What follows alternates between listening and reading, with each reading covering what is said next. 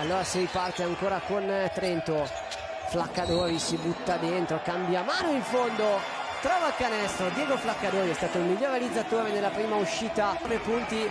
Qua va dentro, subisce il contatto di Jantunen, però punteggio delle palle perse, 5 Trento, 8 Treviso.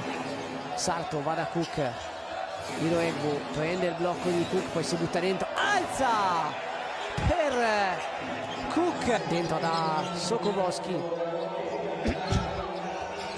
si gira bene, poi va dentro Michael Sokolovski, poi va dentro da Hawkins. Flaccadori si muove bene la palla nell'attacco di Trento, poi Udom si butta dentro, trova il canestro, trova il fallo, qua la virata va giù Jantunen, poi controlla il corpo, resta sempre quello il gap tra le due squadre. Sokolovski sul taglio di Sorokas che riceve e appoggia, ora si segna.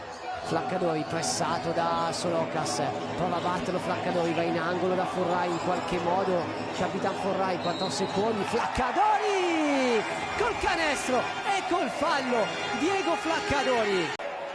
Altra grande partita di Flaccadori, qua un altro grandissimo canestro, passi Hawkins, Conti prova a buttarsi dentro, ha battuto la difesa però scarica malamente, contropiede Zanelli per Jurkatam che va a chiudere molto bene. Jurkatam da lontanissimo non trova canestro, rimbalzo lungo di Forrai che poi prova a lanciare direttamente verso Atkins che realizza il Lockett in penetrazione sul fondo, deve tornare indietro Crawford, Forrai va giù, Jurkatam, Lockett dall'arco, Trent Lockett, Flaccadori supera la metà campo, sui lui Zanelli, l'uscita di Lockett, 8 punti scusate, si era ancora aggiornato.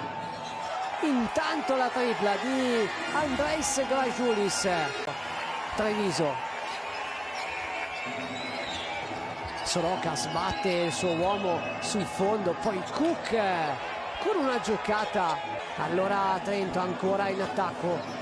Grajulis apre bene il gioco, muove la palla Flaccadori con l'extra pass per Drew Crawford che realizza, che al momento è saldamente in mano alla sua squadra. Sorokas la virata, prova a far saltare la difesa, Jantunen da 3 punti, segna dall'arco il finlandese. Il feeling con il nostro pubblico, saranno contenti questa sera di questo primo successo dei loro ragazzi che vincono quindi